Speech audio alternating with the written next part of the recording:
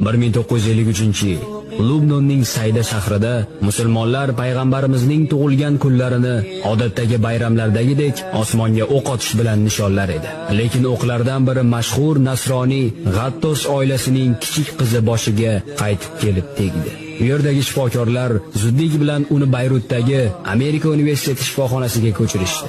Lekin borgan sari ko'p qon ketar, shifokorlar nima qilarini bilishmas edi. Shunda nasroniy ayol: "Ey Muhammad, musulmonlarning payg'ambari, qanisan kel, ummating mening qizimni ne ahvolga solganini ko'r" deb baqirar edi. Shu payt shifokorlardan biri chiqib, u qizi bilan vidolashib olishi uchun ichkariga kirish kerakligini aytdi. Achinarli holga kelgan onaning vujudini titroq bosdi.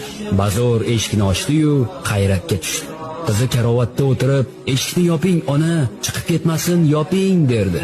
Ona vaziyatdan gapira olmay qoldi. Nima bo'layotgan